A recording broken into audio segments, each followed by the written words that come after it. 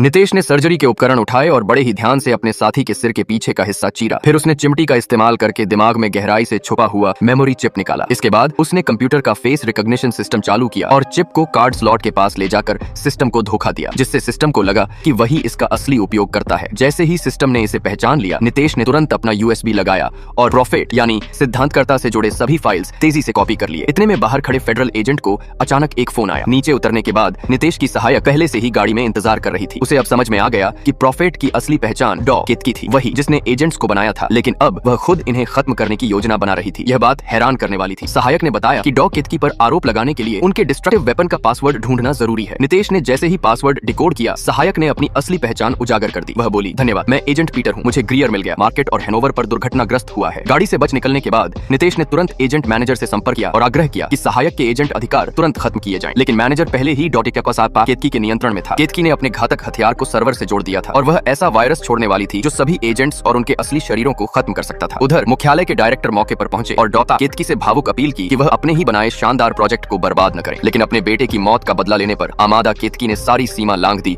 और हथियार को सक्रिय कर दिया। नितेश को अब समझ आया कि केतकी ने यह सब क्यों किया। वह एजेंट्स को इसलिए बनाना चाहती थी ताकि विकलांग लोग एक सामान्य जीवन जी सकें। लेकिन वक्त के साथ यह तकनीक उन लोगों के लिए एक साधन बन गई जो वास्तविकता से भागना चाहते थे। यह देखकर केतकी टूट गई। आखिरकार उसने आत्महत्या कर ली। इस बीच वायरस अपलोड हो चुका था। नितेश ने तुरंत सहायक के एजेंट को नियंत्रित किया और मैनेजर की मदद से एजेंट और उनके असली शरीरों के बीच का संपर्क तोड़ने की कोशिश की। लेकिन नितेश के मन में द्वंद्व छिड़ गया। केतकी का तरीका भले ही गलत था, लेकिन उसकी बातों में सच्चाई थी। अंत में नितेश ने सिस्टम को बंद करने का विचार छोड़ दिया। वायरस ने पूरी तरह से अपलोड होकर सभी एजेंट्स को निष्क्रिय कर दिया। जो लोग अपने कमरों में बंद थे और वास्तविकता से बचते रहे, उन्होंने आखिरकार हिम्मत जुटाई। उन्होंने अपने घरों के दरवाजे खोले और इस क्रूर लेकिन आशाजनक दुनिया का सामना करना शुरू किया।